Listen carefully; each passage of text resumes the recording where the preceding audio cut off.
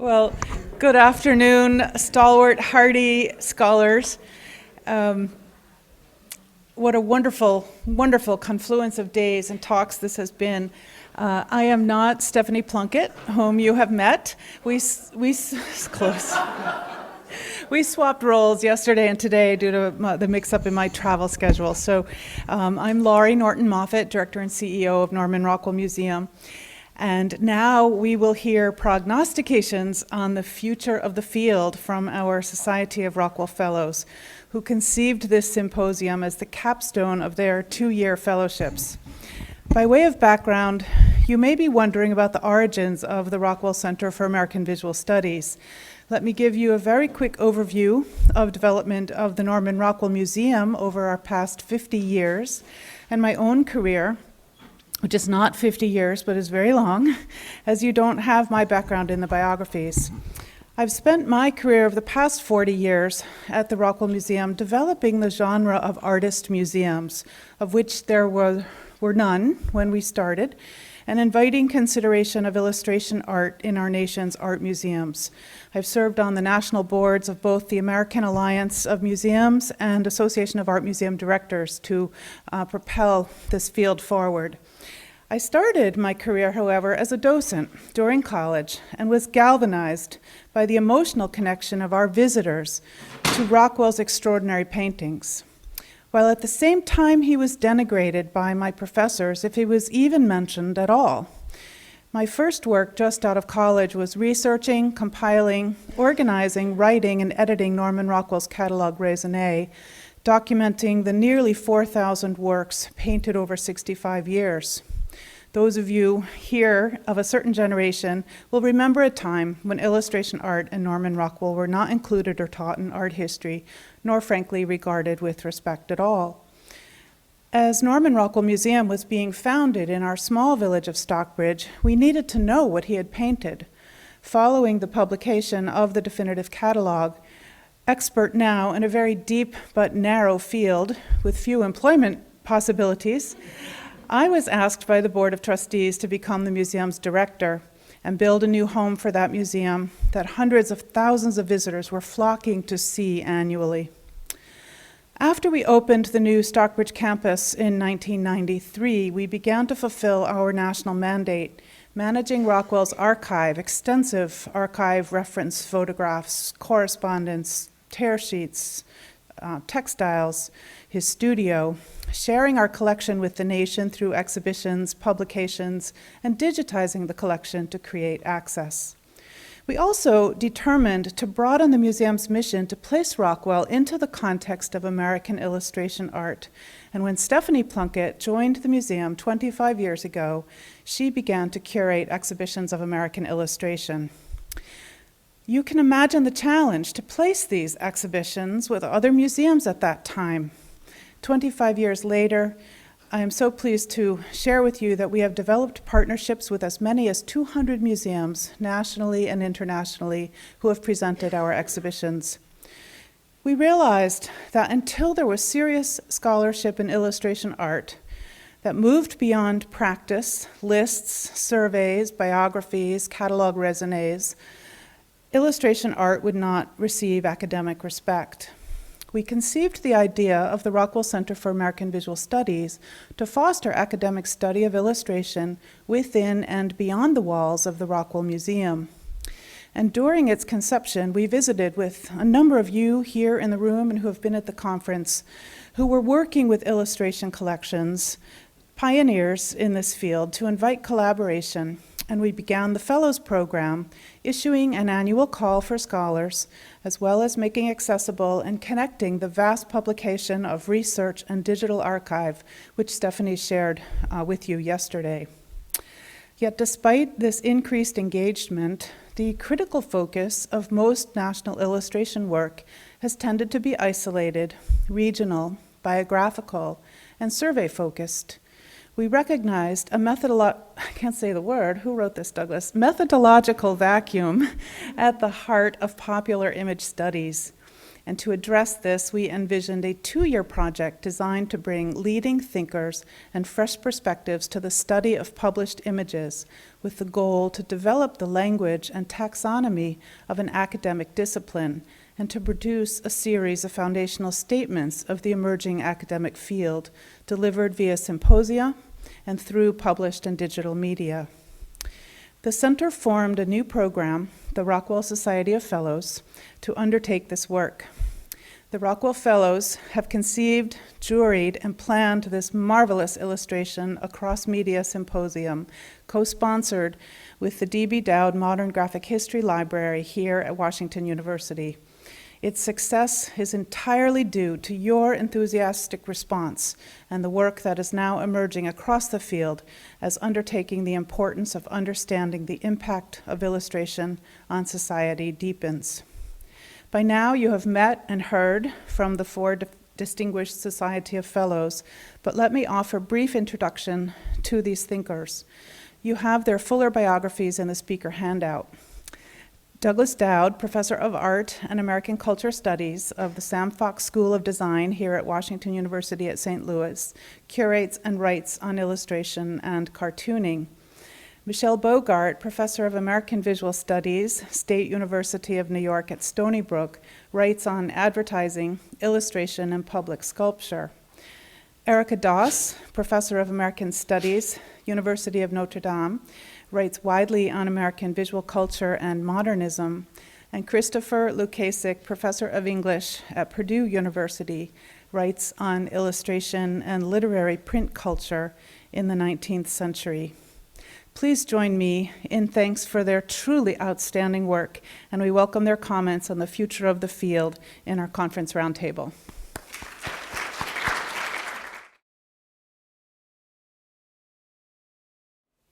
Well, thank you all for sticking it out. You're very patient, and this won't take me long. Because I'm not a pundit or a prognosticator in particularly, and I think the future of the field lies in this room, and in terms of the range of different approaches that and insights that you've all been able to offer. From the historical to the theoretical to the critical and to the illustrative to our comics artists here. So that's not entirely what I'm going to focus on, although it'll come up. But I did want to reflect a little initially about my experience as a fellow at the Rockwell Center for Visual Studies, because it's really been amazing. It's given me the privilege of thrashing out ideas about illustration's social and art historical significance with incredibly enlightened and supportive colleagues, which is, as probably everybody here knows, you don't always find that in studying the history of illustration. But these are our fellows, and with whom I've negotiated terrain that we've all discussed here, which straddles the theoretical issues and then the historical issues. It's also offered me insight into the trenches, as it were, by enabling me to observe how the incredible staff of the Norman Rockwell Museum has transformed new scholarly perspectives into exhibitions pitched at a general audience who come in droves to appreciate the work of Norman Rockwell. It's been really fascinating to learn about the ways in which the museum is addressing the challenges of exploring Rockwell's and illustration in general's broader importance at a moment that is now rapidly approaching, as I've seen it with my own students, in which younger generations increasingly don't know who Rockwell was. The situation clearly has created opportunities to position him differently within the history of visual culture and to move away from monograph and hagiography, which will certainly be less meaningful to people who didn't grow up with Rockwell in the Saturday Evening Post or with print media at all in the future. I've gotten a sense of just how hard that mission is, and will become.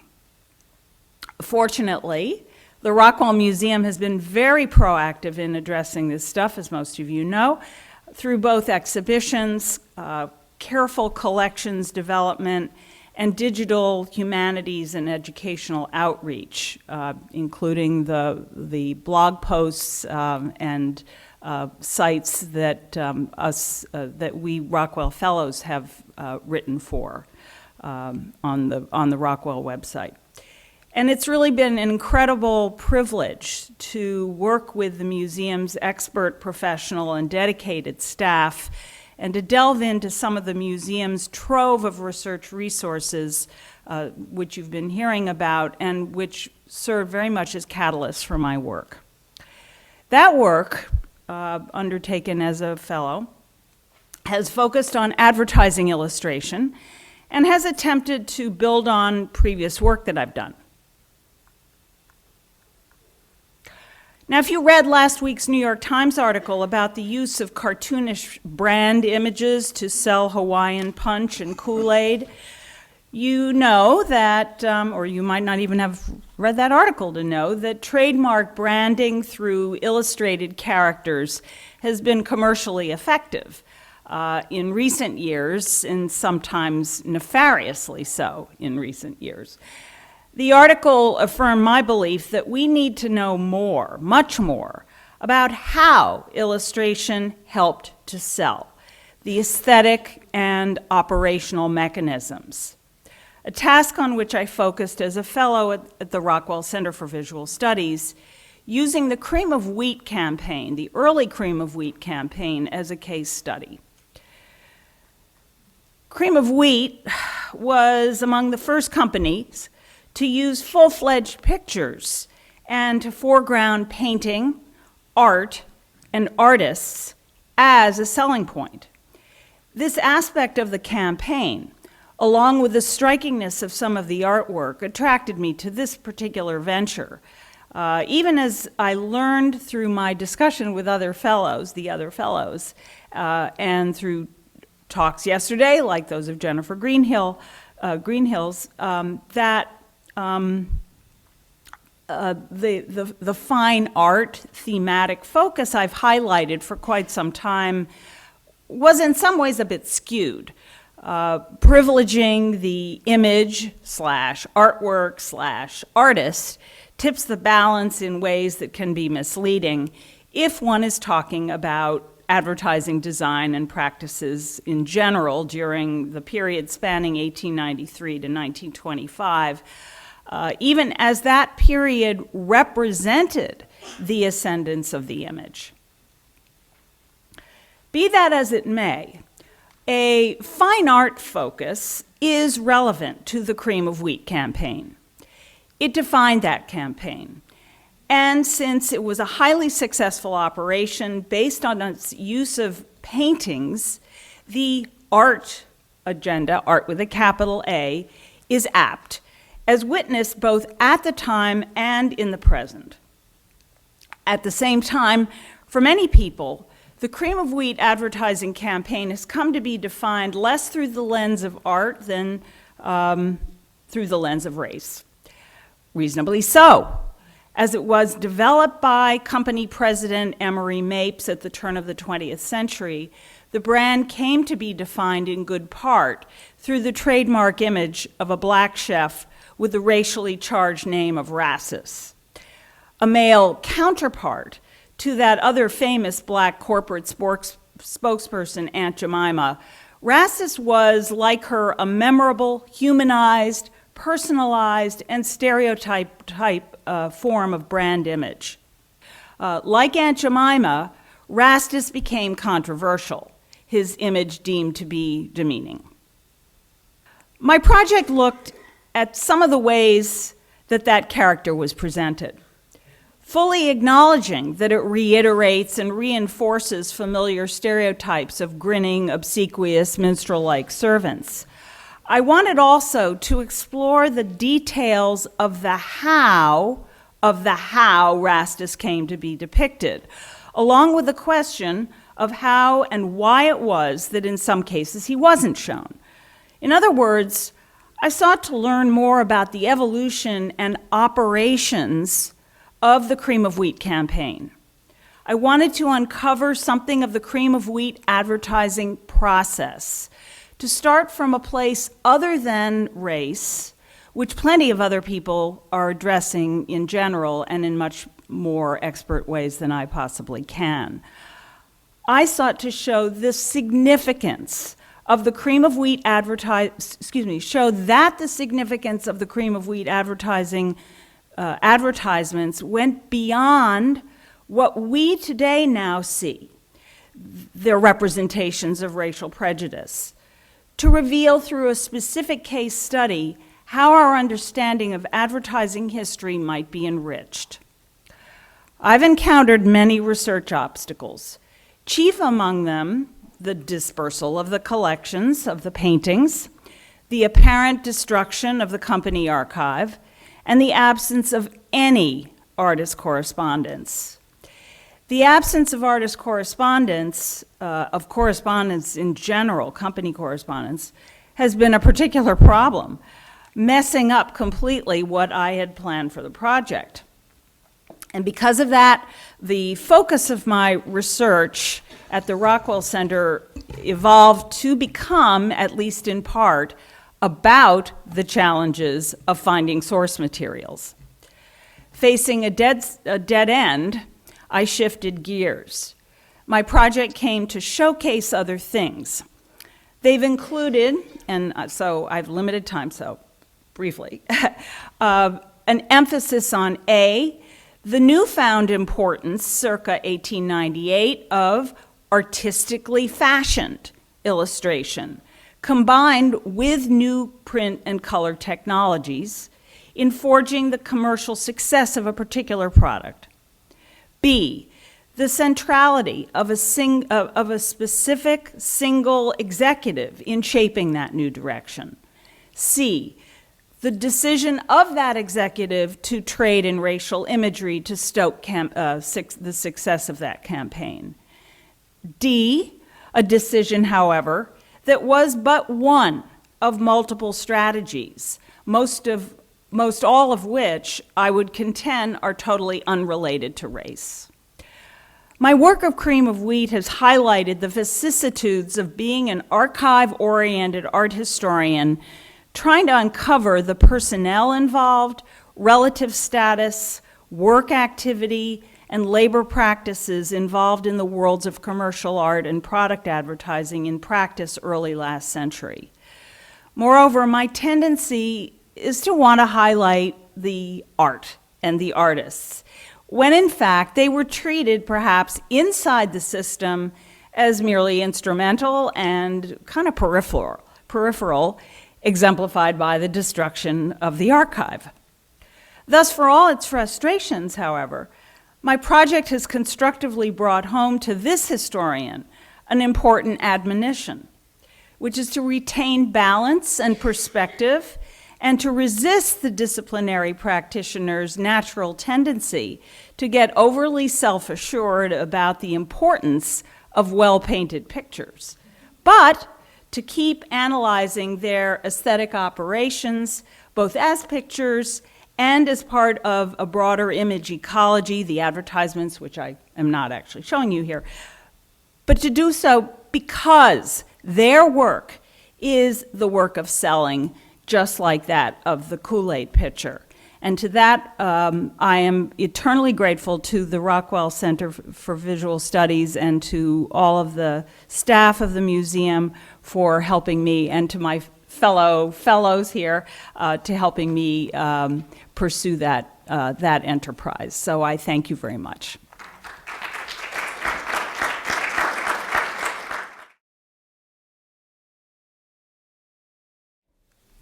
Hi, everybody. Thank you for sticking around for the closing panel here. Thank you, Michele. Those comments were really helpful. I want to thank the Norman Rockwell Center for American Visual Studies for inviting me to participate as a fellow for the last 2 years. And I want to thank Doug Dowd and Sky and the staff at the Modern Graphic History Library here at Washington University for co-sponsoring this inspirational conference. It's really been a privilege to work with all of you for the last 2 years.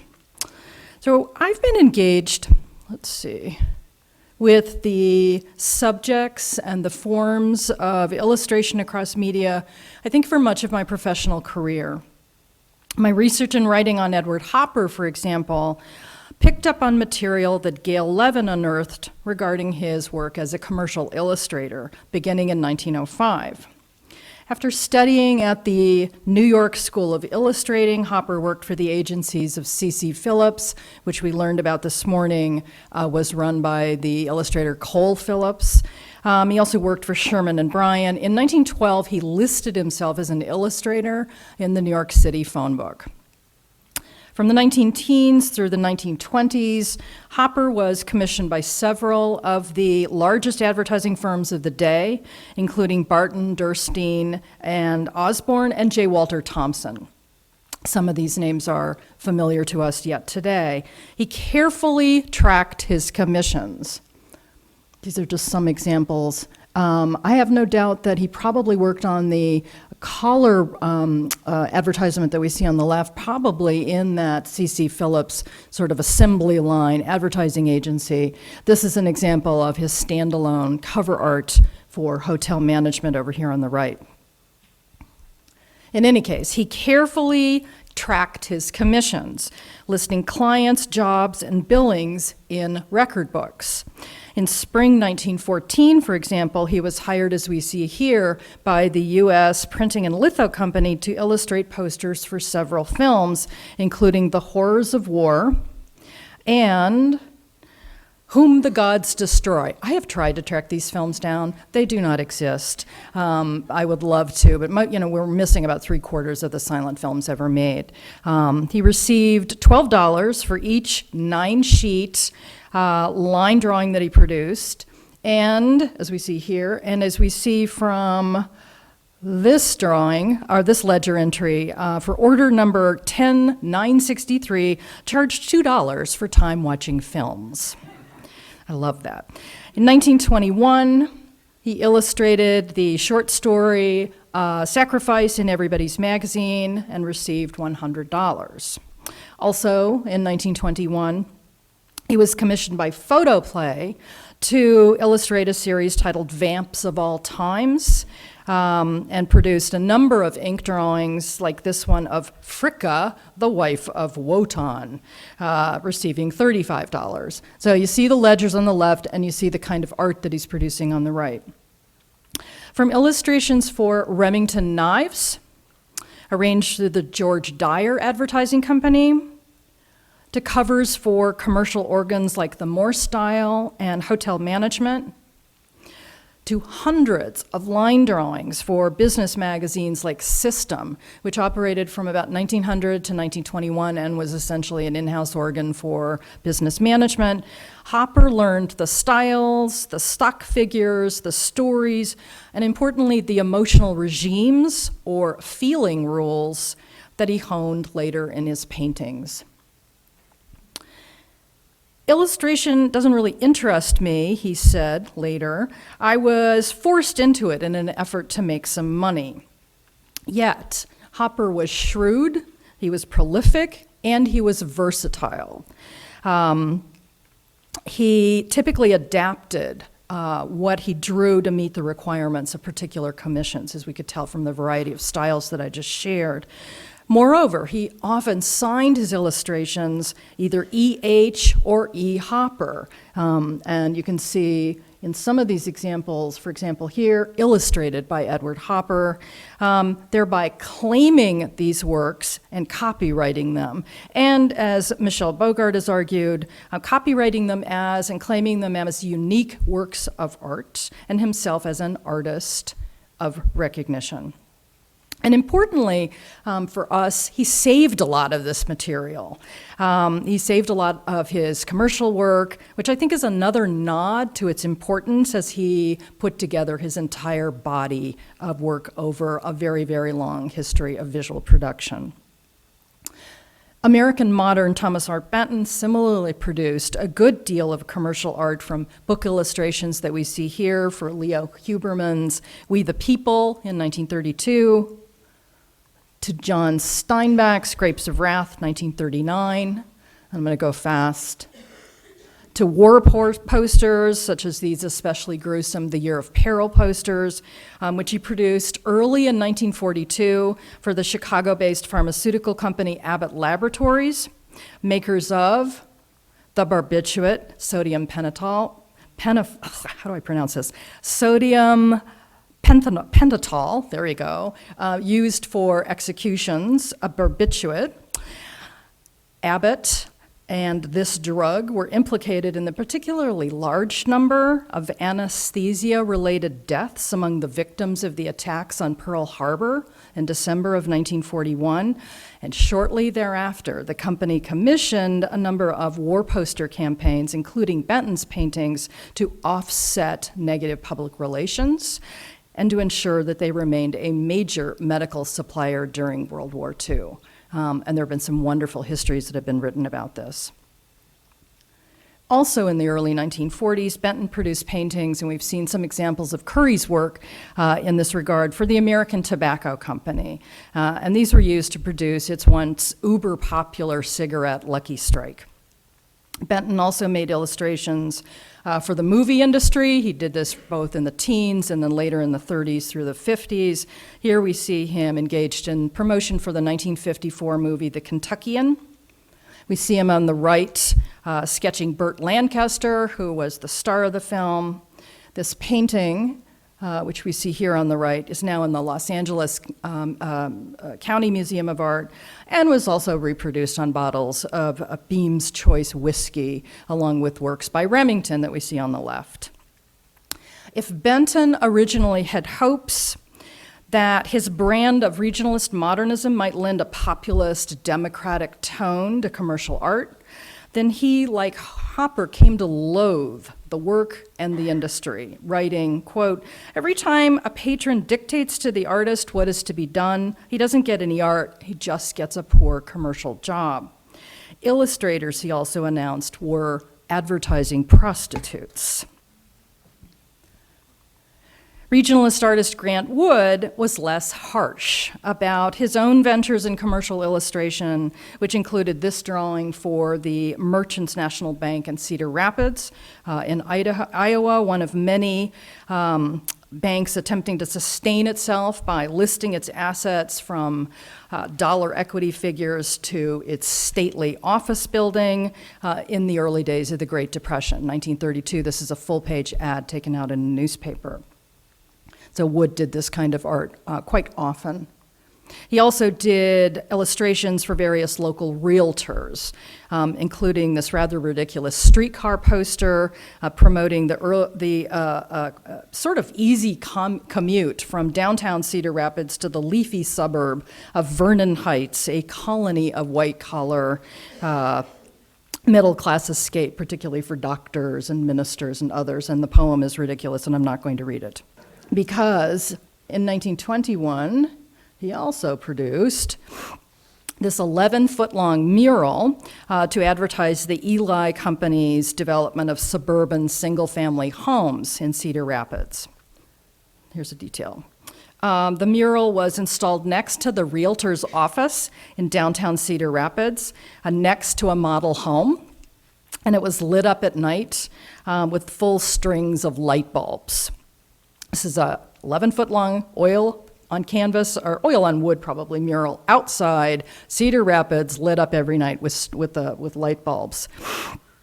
However, he was hired, I think, in this spirit of civic boosterism by including, look to the far right, the semi-nude figure of Mercury, the Roman god of commerce, the symbolic protector of merchants, gamblers, liars, and gladiators.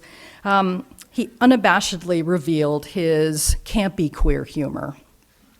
Clutching a bag of money in his left hand, Mercury gestures towards the spirit of Cedar Rapids, seated on her throne there with that model home that she's holding up.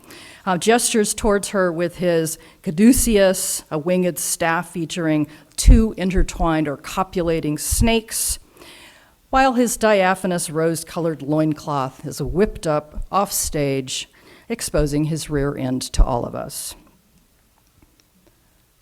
Wood's cheeky visual sensibilities, pun intended, extended across multiple media, from illustration to textile design to painting. Perhaps most obviously suggested, Henry Adams suggested this decades ago in his 1936 oil titled Spring Turning. Now, none of these American artists, Hopper, Wood, or Benton, are typically defined as illustrators or as commercial artists, yet they should be. If the history of art has tended to treat their illustrations as a temporary means to an end, as a way station to real artistic status and success, I think this conference has shown that however much they denied it, and however much their denials have allowed for their historical invisibility, illustration was fundamental to their careers. By extension, as so many of the good papers and presentations at this conference have shown, illustration has been fundamental to how we know and understand the world. Recovery, then, and critical analysis of that information that we recover is fundamental to our work as scholars, as practitioners, and to the burgeoning field of what we might call illustration studies itself. In the 1920s, for example, Benton and fellow Missouri artist Rose O'Neill met at her Ozark estate titled Brookhaven. O'Neill, designer of the Cupid and the Ho-Ho dolls, don't even ask, was one of the top American illustrators of the early 20th century, well known and well paid for her advertisements for Jell-O, and for any number of drawings that she produced for periodicals and books.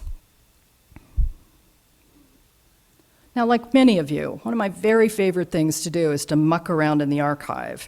And here at the Dowd Modern Graphic History Library, they have recently acquired, I hope this is okay to reveal, Sky, a considerable body of O'Neill's work, including these illustrations for various short stories, which I had the opportunity to just look at briefly the other day.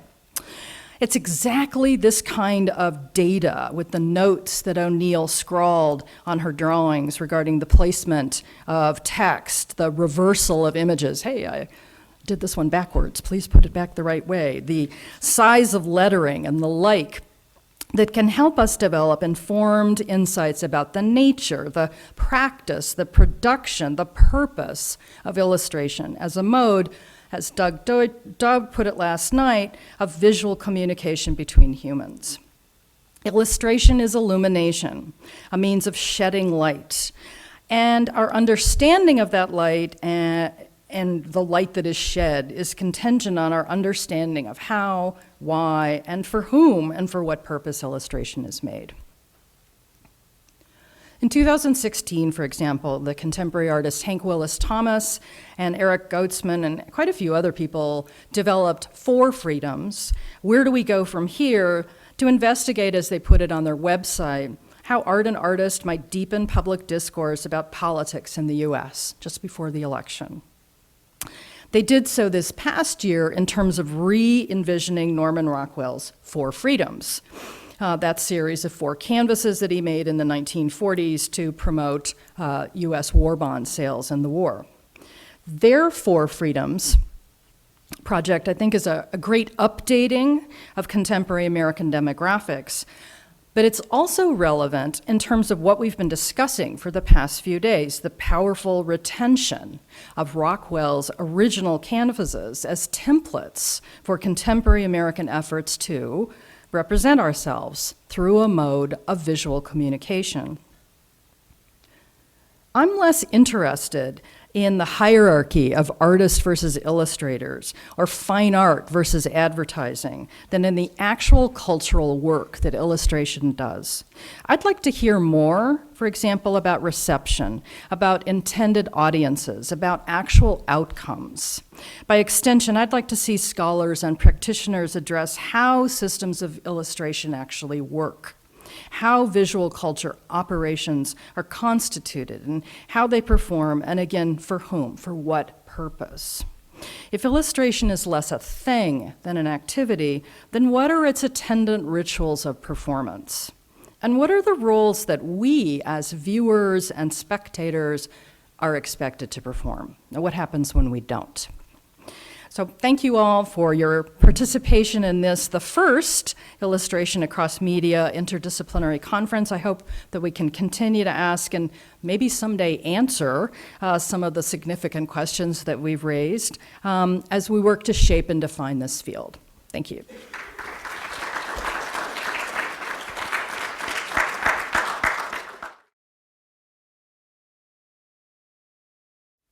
When I spoke last night, I talked a little bit about illustration as in the context of the human act of drawing.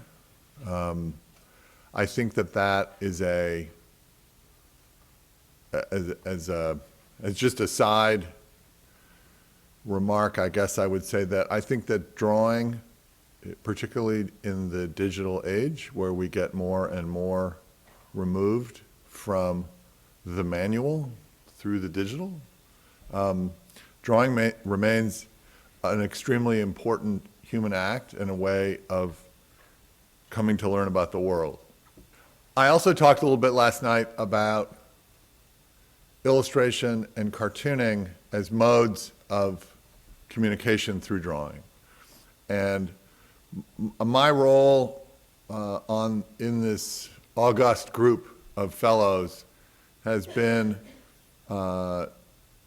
to represent, to some degree, the perspective of makers and the reality that the people who make this stuff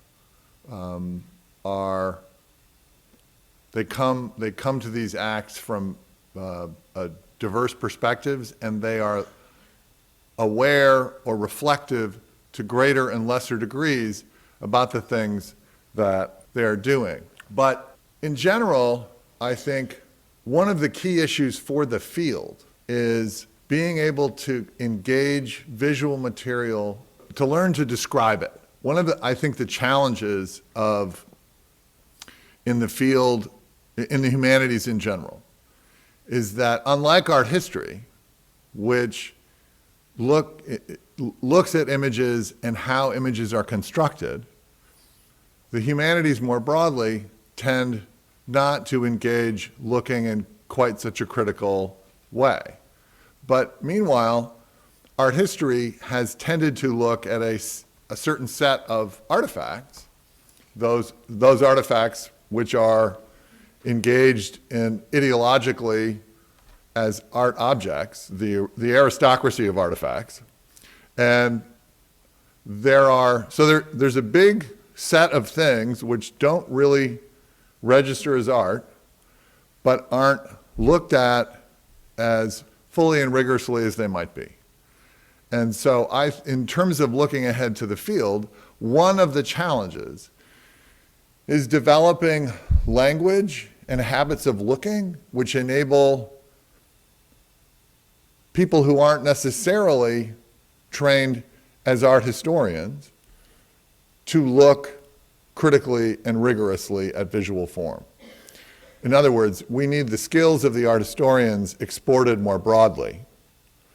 And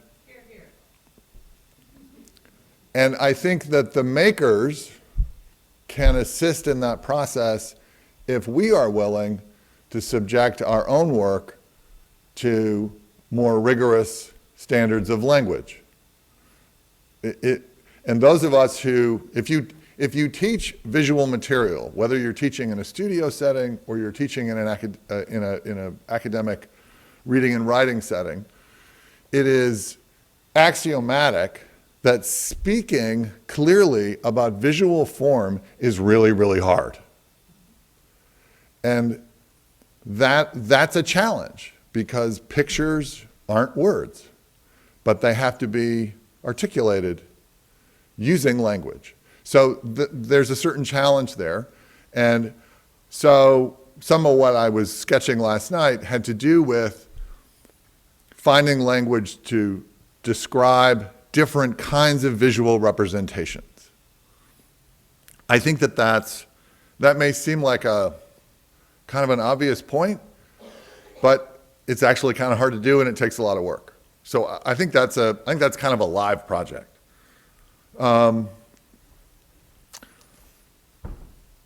There's another dimension to this as well, and that has to do with how printed artifacts, all artifacts, but I'm going to speak now specifically about printing, come to be on the sheet of paper that they are on.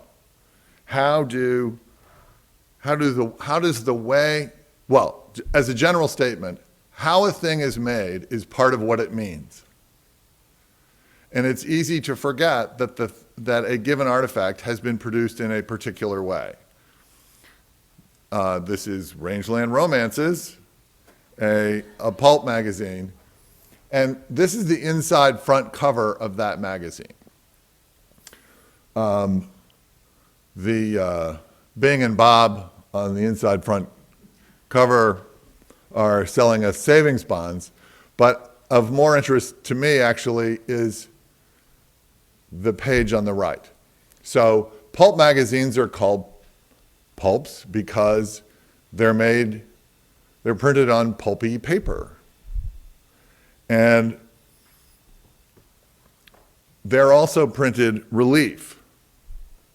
This is this ad is a Gillette razors ad,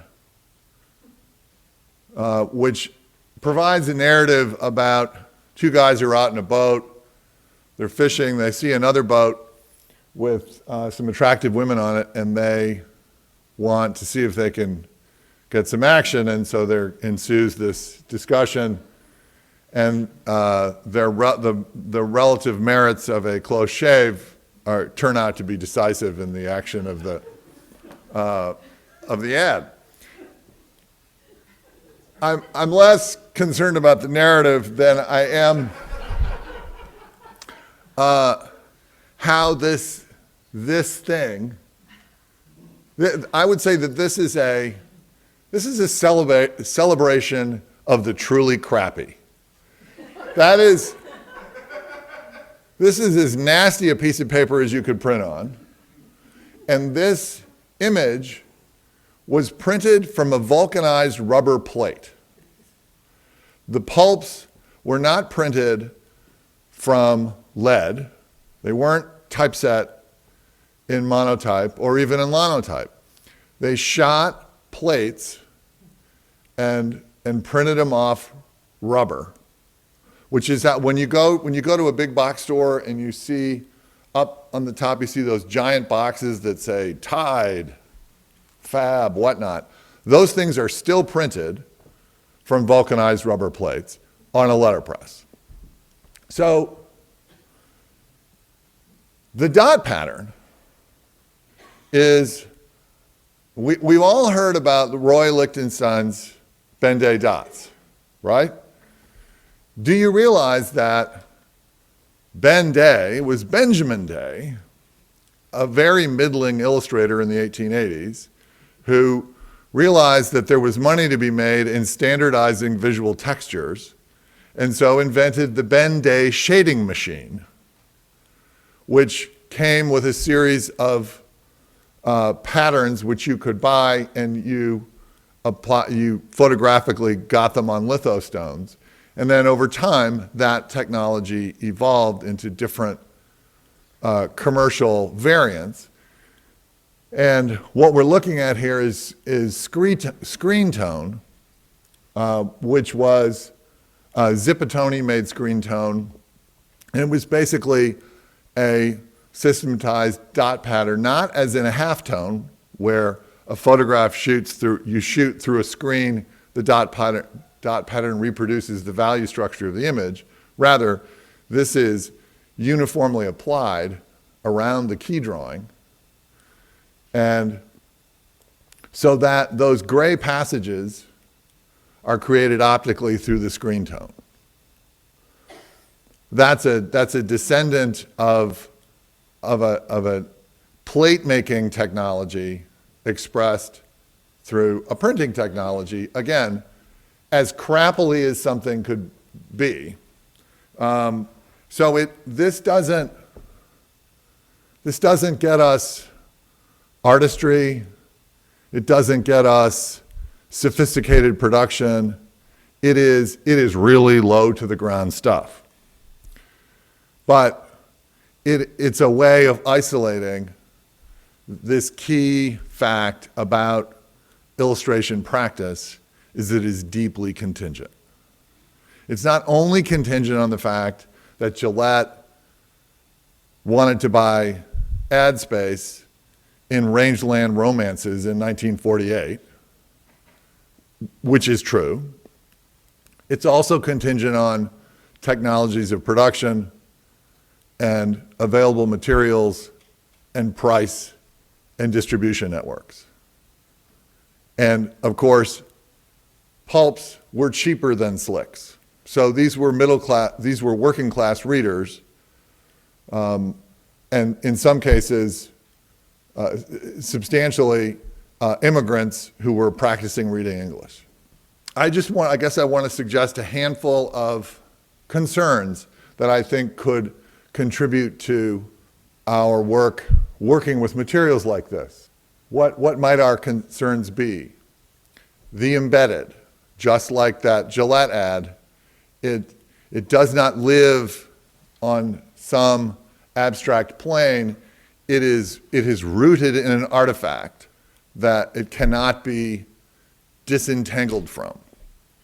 The vernacular, whether we're talking about lettering, typography, modes of drawing, the emergence of cartoon languages in the last third of the 19th century, all of those things show up as, for example, in the Kool-Aid ad we just saw, that Mr. Kool-Aid is built out of a vernacular language. The technological, how things are made, how things are printed, what are the terms of production, so that these things that we are viewing, we don't lose track of the fact that they're made. Again, seems like an obvious point, but it's significant. It's commercial. One of the things about illustration that sometimes has bedeviled it is the fact that it is a market, it operates in most cases in a market context. The critical theory, the thing that critical theory tends to be, critical theory in the German sense of that term, tends to be critical of markets themselves. So that can get in the way. The aesthetic is in play, but I think it's most helpful to think about illustrations as visual artifacts with aesthetic properties, but that exist for more than aesthetic reasons.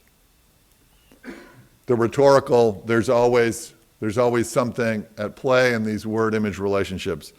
And then also, I think we should always be thinking about who's missing. This image on this book cover on the left is a reader from the 1930s. E.S. over there on the left is Eunice Stevenson. I'm particularly interested in women doing educational publishing, from Kay Draper to the Hoop Sisters to there are a lot of them. They're largely invisible. They come a little after the Philadelphia group we were hearing about so interestingly earlier. But in this particular illustration, there's in the reader, there's a discussion. I've looked at a lot of 1930s readers. There are a lot of American Indians, and there are a lot of stories about cotton. And what's weird about the stories about cotton is that it turns out there are never any African American characters. This girl, Anne, takes a trip to Texas, and she wakes up in the morning and hears this amazing sound and sees this amazing idyllic image. And in fact, the image is blacks picking cotton and singing these beautiful songs. So Anne is given this wonderful experience on the basis of African American labor and free entertainment. It is without insight about itself. And there's a lot of this stuff. So if that is in fact Eunice Stevenson, what are we to make of Eunice? Is she a racist? Is she a stooge? Is she somebody trying to make her way in a competitive career? These are complicated exchanges. But we need to be asking how these arrangements work and who's missing, both who's missing in terms of who's not in the picture or who's in the picture. Like this, the people who published this educational text did not imagine an African American readership. So this image is to remind me that I'm supposed to reflect on the fact, extremely briefly, that I'm a practitioner, and to come back to this practitioner thing. There's been a lot over the last couple of days of people kind of trying to position themselves like, I'm not an art historian, I'm not a theorist, I'm not an X, Y, or a Z. And for those of us who are makers, I think what is most important is that we are critical of what we do and the field that we operate in. And I mean that literally in the sense of criticism. I think that there should be, yes, there should be more history written about illustration. There should be more cultural study of it. There should also be more criticism. It should be engaged more directly and analytically and critically by the people who practice it. And so I think that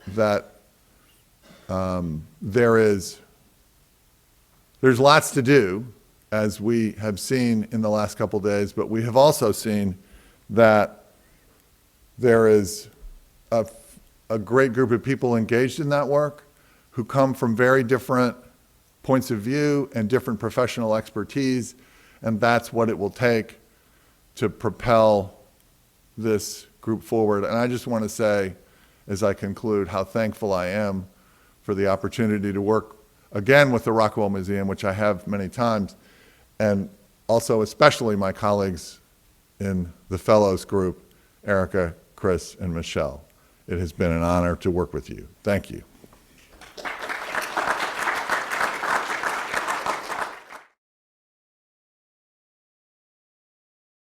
Let me start by saying that the close of this conference is bittersweet for me, because it also marks the end of my time as a fellow at the Rockwell Center for American Visual Studies. Over the past 2 years, I've had the great privilege to be a part of this amazing group of fellows. Erika, Doug, Michele, I thank you for your collegiality, your professionalism, and your erudition. In my experience, the opportunity to work with exceptional scholars from a wide range of disciplines and historical periods on the subject of illustration is rare. Of course, this intellectual gift would never have been possible without the vision and generous support of the Rockwell Museum. So I would also like to take this opportunity to thank Lori, Stephanie, Jana, and everyone else at the Rockwell Museum for all that they have done to bring greater visibility to the study of illustration. Without their tireless work and that of Doug and our local host here at Washington University, this conference would not have been possible. And finally, thanks to all of you for sticking around, staying awake, hopefully, for about 10 to 11 more minutes. That's it, I promise. And for everything that you've given in return over these past 3 days. So now to the talk proper. For about the past 5 to 6 years, I've been working on a book entitled The Image in the Text, Intermediality, Illustration, and 19th Century Literature. The book began innocently enough with wanting to know why illustration was not more centrally positioned in our understanding of 19th century American literature when images were so vital to the production, distribution, and reception of literature at the time. What started off with a simple question quickly grew into a much larger consideration of the relationship between images and text in 19th century American print culture. it soon became clear to me that the period between 1820 and 1870 marked a pivotal moment, not only in the commercialization of literature and fine art, but in the history of publishing, illustration, and ultimately, as I'm exploring my book, the image itself. While the significance of illustration to the rise of a mass print culture across the 19th century has been well documented in recent years, our understanding of what illustration actually meant during this period leading up to its dominance still remains confused. For many, the question of what illustration meant is not even raised, because the answer is obvious. An illustration is simply, as one scholar put it, any picture in a book. Yet this familiar understanding of an illustration did not originate until the beginning of the 19th century, and it would remain in tension with older meanings throughout the century. The pictorial illustration that we have in mind nowadays when we speak of a book with illustrations was not taken for granted before the 1820s, Martin Miesel reminds us. Before that time, the use of illustration to mean a picture that illustrates a text was almost sure to be supported in the book titles by other information, such as a well-known artist's name or a specifying term like engraved. It was, in short, something more, something extra, an embellishment. The problem with our familiar understanding of illustration as a picture in a book is that the picture's relationship to its print or media environment has been historically variant. Sometimes pictures embellish the book, sometimes they elucidate the book's text, and sometimes they bear no relationship to the book's text at all, as we've seen over the past 3 days. In the case of gift book and periodical illustration, for instance, where plate and text are often separated from one another, it can prove surprisingly difficult to ascertain exactly what point is being illustrated. Yet, even as scholars acknowledge the variance in the relationship between illustration and its print environment historically, they continue to work from the assumption that an illustration is first and foremost an optical medium. What Miesel identifies here, without saying so explicitly, is a conflation between what an illustration is, its medium, and what it does, its action, in the determination of what illustration means or what it might have meant historically. I'm going to return to this point later, but for now I want to remark that the conflation between the two is significant, because the extent to which we allow a later understanding of what an illustration is, in this case a picture in a print medium, to determine what an illustration does, such as elucidate that text pictorially, we risk importing a particular historical meaning of illustration in our efforts to understand what illustration meant in the period before optical media became the predominant form of illustration. So, what did illustration mean in the period before its meaning became conflated with the optical medium? When did illustration shift from a predominantly textual to an optical medium? And what factors might have contributed to that transformation? As part of the research for my book, and in an attempt to answer these questions, I used a combination of quantitative and qualitative methods to examine the meaning of the word illustration as it appears in periodicals published in America from 1775 to 1825 and digitized in ProQuest American Periodical Series. I examined well over 1,100 unique documents by the end of this project, which took over 3 years working with undergraduates. And you're going to see, 3 years will produce 5 statements. I love research.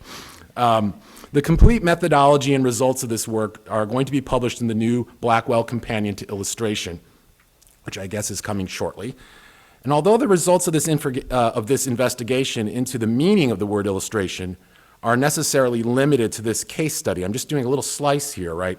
They do expand, I believe, our understanding of the rise of illustration during the 19th century. And in lieu of a conclusion, I would like to briefly identify 5 points from this research that, in my mind, complicate some of the common narratives and assumptions that still shape the study of illustration. Number 1, illustration involved multiple media in American periodicals between 1775 and 1825, but the predominant medium was textual, not optical. For at least the first half of the 19th century, American periodical print culture was an intermedial environment in which images were produced by words, text illustrated images, and images in turn illustrated texts. For this reason, I believe, looking forward, we need to decouple our understanding of images from the optical and integrate more intermedial methods if we are to better understand the history of illustration and its relationship to a more general media history. Point 2. Illustration had multiple meanings in American periodicals between 1775 and 1825, but the most common meaning was one text explicating another, not a pictorial elucidation of a text. In the vast majority of cases under review, illustration meant a textual explication, example, or demonstration. Our now familiar understanding of an illustration as a pictorial elucidation of a text was uncommon in American periodical culture before 1826, and the transformation of the meaning and medium of illustration from textual explication to pictorial elucidation is a subject worth, I think, further exploration, especially in the broader context of different print media. 3. In those few instances when the medium of illustration was an optical image in American periodicals of this period, its purpose addressed the book as an object more than the book as a text. And I'm applying book and periodical here. I can explain more about that in a second. But in general, when illustrations as optical images appeared within periodicals before 1826, they served as examples or facsimiles of fine art. The inclusion of illustrations, typically engravings, contributed to the periodical's status as an objectified form of cultural capital and as an object of consumption for an emulative middle class. What remains to be understood is the precise nature of that relationship between the book as a material object and the book as a discursive text during the rise of a mass print culture in the American context. At what point, as publishers sought to attract larger audiences, did illustration begin to address the book as a text more than the book as an object? And what factors determined the nature of this transformation? Point 4. The transformation of the meaning and medium of illustration appears to have begun before 1825, and it was not the result of technical innovations alone. The increase in the meaning of the word illustration as an optical image in the periodical document titles, and the increase in the number of actual optical images appearing in periodicals between 1820 and 1825 complicates the identification of the introduction of steel plate engraving as a decisive moment in the history of illustration. To be sure, the replacement of copper with steel in 1825 or around that area was significant to the history of illustration, and it undoubtedly facilitated the large runs of illustrated monthlies that would follow in the 1830s and 40s, but it's also clear that cultural factors were equally at play at determining what illustration meant and in what medium it would appear during these 50 years. Indeed, between the years of 1820 and 1825, we do not witness a transformation in the meaning of the word illustration, right, to that more familiar 20th century notion of a pictorial elucidation of a text. But what we see is a gradual convergence in two meanings that had been historically assigned to separate media. The previously distinct alignment of the meaning of illustration as explication with a textual medium converges with the meaning of illustration as example, facsimile, or specimen with an optical medium right around this period. That the illustration of literature served as a catalyst for the convergence of these two meanings is an important point which I think deserves far more attention from scholars of both fields. Finally, and based on that last point, we may want to reconsider techno-deterministic accounts of the rise of illustration in particular and of the rise of optical media more generally across the 19th century. At the very least, it appears that cultural factors were just as important as technical innovations when it comes to the transformation of the medium and the meaning of illustration in the period before 1826. The illustration of literature, for example, marks the very first time that the word illustration appears in a periodical document title and is accompanied by an actual optical image in the APS dataset. This suggests that literature facilitated the convergence of those two meanings of illustration that had been historically assigned to the separate media. That literature served as the occasion for this convergence and that it was already taking place before 1825 raises the interesting possibility that the changes to the meaning and medium of the word illustration may not have been the result of technical innovations, but rather its cause. The stakes of this assertion strike me as significant because they represent an opportunity to reverse our familiar media studies understanding of the relationship between technology and culture, one in which technological innovations are constantly understood as the drivers of cultural and social change, by showing how prior cultural forms might generate practices which facilitate the introduction and acceptance of new cultural technologies. While the question of what illustration meant at the beginning of the 19th century may seem far removed from either the practice or the study of illustration in this century, the conditions surrounding the emergence of illustration as an optical medium within early American periodical culture speak to a number of issues still relevant to illustration today. I think foremost among them is how do we adequately account for illustration's ubiquity? As I hope my case study shows, a wider view seems necessary. The risk of focusing too narrowly on individual practitioners is that we might miss registering the aggregate force of illustration as it transformed and was transformed by the publishing industry across the long 19th century. The need to resist thinking of historical actors strictly in terms of individual human agency, the great artist, the single author, seems imperative for the study of illustration since its 19th century practice was typically collaborative, often involved unauthorized or remediated content, appeared in contexts that could be viewed by multiple people, such as detached plates, newspapers, gift books, literary annuals, etc. And they were often inaccurately attributed, if they were even attributed at all.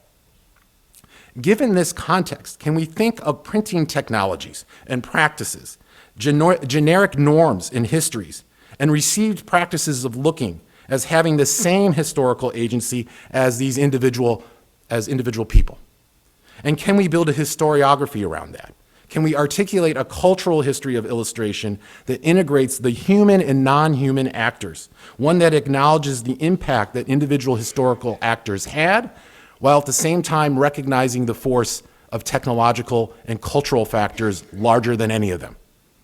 So as we look to the future, these questions from the past strike me as some of the most urgent ones facing the study of illustration today.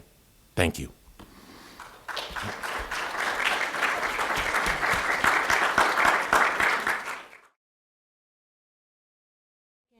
Erika over dinner too. Erika, it's Jane Dean. So about reception, I look forward to your work to see how you tell these stories, or the absence of reception. How do we do reception theory or reception? Well, you know, and with say, somebody like Maxfield Parrish, in popular history, it was just stated that 1 in every 4 homes had a parish. What does that even, how do you even find out if that's real, or that seems inaccurate, and I don't want to. So anyway, there are those, and then to Chris's point, I mean, here's parish disembodied from colliers on chocolate boxes, and I hear you and how important the work that you're doing, but it's reception that I'm flummoxed by because I can't find any of it. It's out there. I think when you hear things like, when we hear, oh yeah, 1 in 4 American homes had a Maxfield Parish, and we're just, oh, that's so cool. And you really have to ask yourself, what are you doing? How do you know that? Somebody's making that up, okay? So you have to work with what you can work with. So you have to work with the archives and the materials and the data that is available. And you can't make stupid, grandiose statements like 1 in 4 American homes at a Maxfield, because I really don't think that that's provable at this point in our studies. So, but there are so many resources out there in terms of archives. So I spent a week in New York in December going through the Time Life archives at the New York Historical Society, excuse me, and the Time Life archives were donated in 2012, and they're just a wealth of material in terms of reader response, letters to the editors, ways in which people responded to the Time, Life, Fortune, Sports Illustrated, People Magazine materials. And I'm particularly interested in the Life stuff.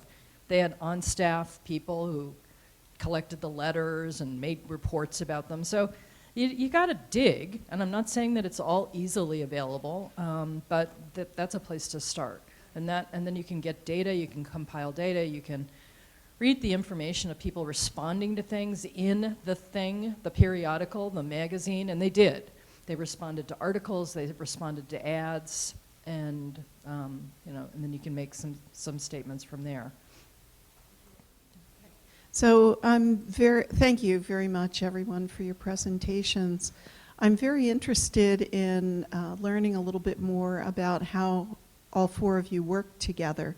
There's a suggestion that in the way that you spoke about the fellowship, that you supported each other and you were working together. I'm going to put quotes around together. So I'd like to hear a little bit about what that means. How did you work together? Did you meet? Did you correspond? Did you not do any of those things? And I'm imagining this. So we met twice annually.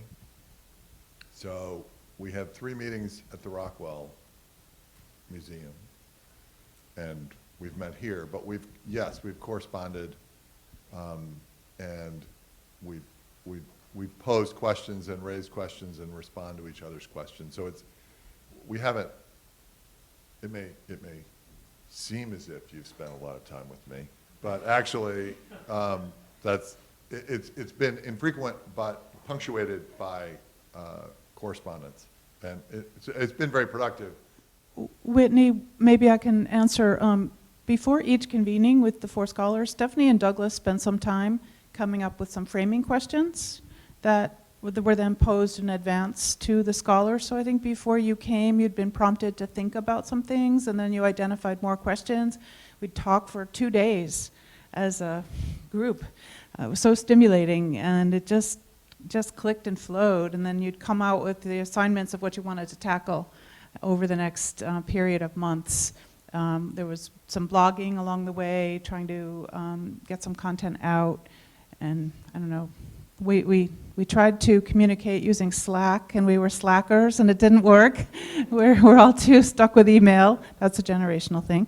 But our tech person tried to encourage us to have a forum that we would use in between, and I think we resorted to email. That worked out.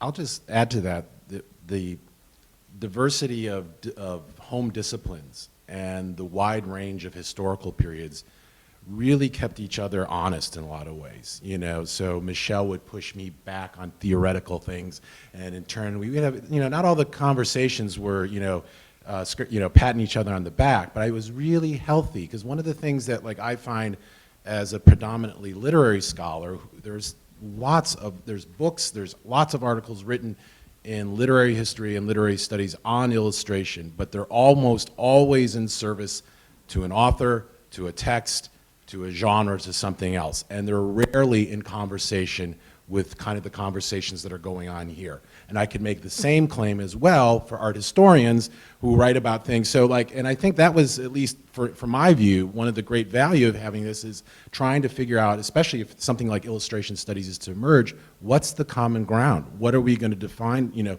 set out for this so that we can have these conversations, whether it's a shared vocabulary, a shared set of questions that we are going to investigate from our own particular methodological specialties and our own historical periods. Just being in the room and being able to absorb that and really have a face-to-face dialogue about it, like I said, it was incredibly valuable for me. I think it was terrific to get together these 4 times, but each one of us had our own sort of research agenda or research interest. And I was simply excited to be involved in the project to get in touch with, literally, new archival materials, to ask new kinds of questions, sort of expand the terrain of possibility for what it is that we work on. And I think that's probably, for me, the most exciting thing. I really do like to muck around in archives. and sort of ask questions and think about what we can do with this material. And I think that was the fun, if that's a word, and very productive aspect of working at the Rockwell, but also coming here for a few days. And I think our agenda was to meet a couple times and put together a conference, and then to see if we can begin to come up with the vocabulary, the pedagogy, but also to put on the conference and see 10 people, 5 people, who's going to come? Who wants to talk about this stuff? And I think that the turnout, the conversation, the papers suggest that there's lots more to be said, and there's definite interest in sort of honing, shaping, developing a very productive field. We don't know what to call it, but we don't know how to define it, but that's okay. The one thing, though, was it occurred to me there's a perhaps darker explanation to the missing archives, which is, I don't know how I know this, but apparently there was a poll taken by the cream of wheat people, or perhaps it was Nabisco, who bought the company around 1980. And the results of this poll determined that there was nothing racially derogatory about the character Rastus because he was positioned as a chef, which is an exalted position. And so the company sort of, if you will, whitewashed themselves. But if there was anything in the archives which suggested otherwise, perhaps that was something they wanted to bury. I wouldn't doubt that. I mean, it could go both ways, that the poll went one way or the poll went the other way. But either way, again, I don't know exactly when, huh? Yeah, I mean, but the thing is that so the problem for me is that the stuff I was looking for was just sort of basic information, about Mapes, the then CEO, and how he went about doing what he did, what the company did, and that kind of thing. And I was hoping even to find, basic correspondence between the artists and the company to see how they went about commissioning the stuff, how much, there is information about how much they got paid, sort of, some information about that, but it's sort of dependent on that Stivers book, which is kind of flaky. So, and in the kind of work I do, these particulars really matter, and the particular cases really matter. So, for example, when on hearing this papers about Alice Barber Stevens today and stuff, well, I wondered, okay, so there's correspondence between Stevens and her and the or the women artists and their art editors. Can there be something extrapolated from that exchange that would shed light on that Stevens commission that I showed there? And who's, I don't know. So whatever the reasons for the dispersal of the collection, whether it's a dark reason or not so dark reason, which, either one is interesting, but that still poses a problem for someone trying to excavate an early history of a very specific project and campaign and that kind of thing. And so, and one could do the same thing with a different campaign, a different, company and all that kind of stuff. But I got hooked on this one, and for a variety of reasons.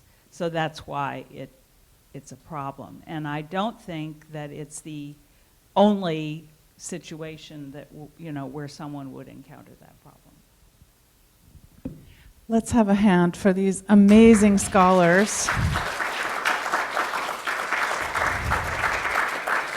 It has been such a delight to work with the four of you as a group, with Stephanie and my colleague, and we really salute you for organizing this symposium. Are you still with us? I've been asked to give a conclusion, but I want to invite you to stand up and sit back down and just wake up for the remaining lightning round of closing remarks. All right, well, what a thrill it has been to hear each of your truly outstanding papers, your scholarship, and new theses together in a room filled with illustration historians and scholars. And how wonderful that each of our own individual work does not feel quite so isolated and singular, but can be experienced as part of a mutual community of research into the meaning of published images in a field in which many of us in this room have been the pioneers. While perhaps among the first to consider serious scholarship of the field, we scholars are not the first to embrace the art form. Millions upon millions of readers and viewers were here ahead of us, eagerly following the thousands of artists and media outlets that portrayed the culture, biases, myths, news, commerce, literature, and narrated the history of their times. We are asking here together, why is this material so powerful and persuasive, and why does illustration art matter? On behalf of the Norman Rockwell Museum, my colleague, Chief Curator Stephanie Plunkett, and our senior Rockwell Fellows, Douglas Dowd, and the eponymous D.B. Dowd Modern Graphic History Library, our Washington University partners, and the numerous sponsors who helped to make this symposium possible, I thank each of you for your participation and those who were here through the weekend. We hope that you have learned of numerous new resources available to you for your research. The network of museums, libraries, archives, university, corporate and private collections, galleries, bloggers, online resources, publications, and the many scholars and curators working in this field. Many of you have been working tirelessly in this field for many years, cataloging collections, creating compendiums of artists and images, documenting the artistic production and publication of countless images, digitizing collections, and creating exhibitions. And since the convening of illustration history scholars at the Rockwell Center for American Visual Studies held in Stockbridge some years ago, much work has been accomplished. And I would like to make a special mention of the leaders of the Illustration History Textbook Project, Susan Doyle, Jalene Grove, and Whitney Sherman, for their Herculean effort, their editorial and project management to wrestle down a global world history of illustration, our Jansen, if you will, that allows for illustration history to be taught at a college and graduate level. Categorical and linear by time and culture, it represents a gargantuan undertaking and provides a comprehensive framework for exploring illustration's far-reaching and universal inclination to illuminate the world around us. Thank you so much for that effort.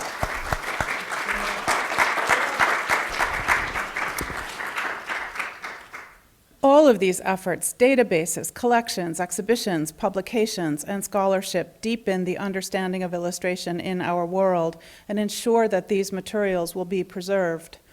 Our aim at Norman Rockwell Museum, as we celebrate this year 50 years of illustration art, has been to create a hub connecting the people and these resources through the Rockwell Center for American Visual Studies, and to encourage nationwide the preservation, presentation, and publication of these important cultural materials.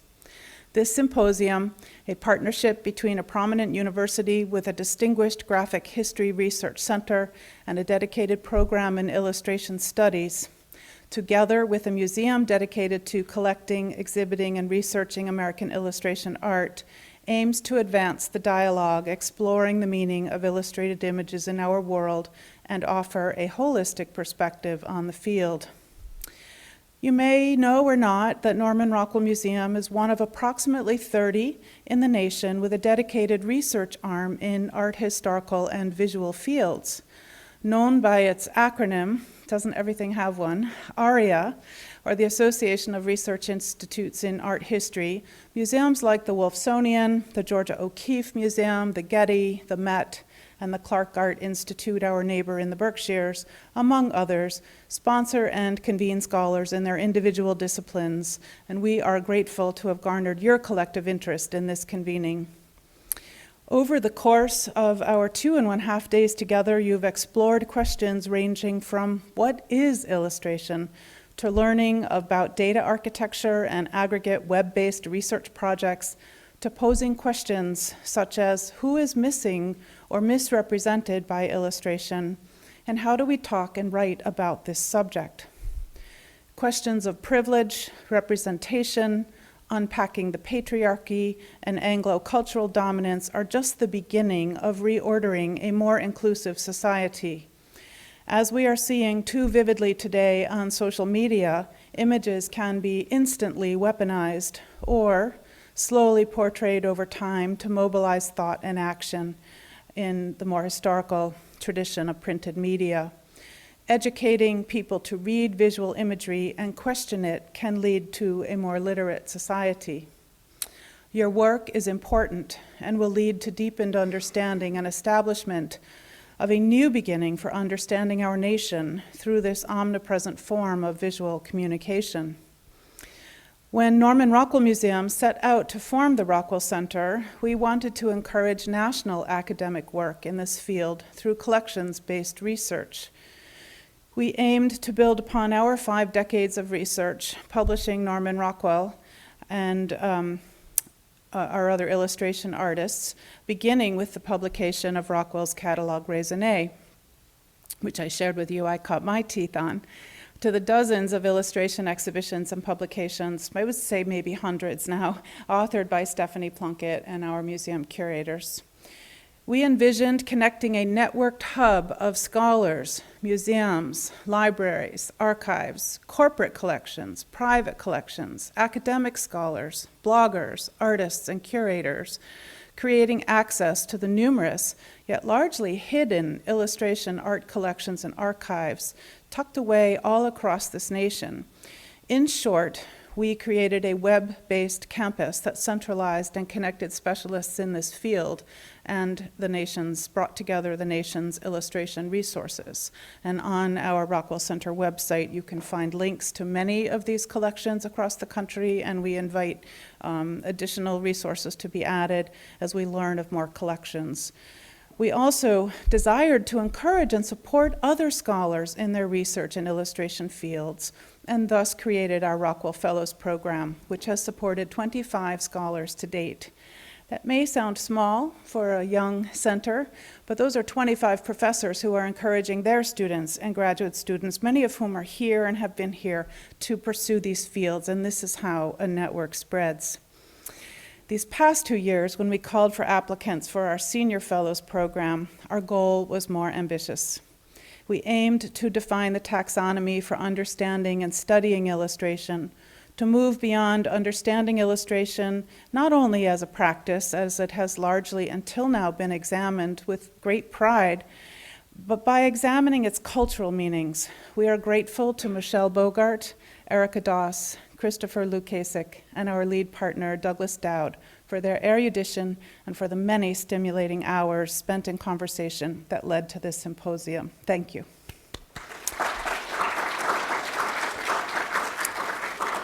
Now, Norman Rockwell Museum has exciting plans to create a physical center.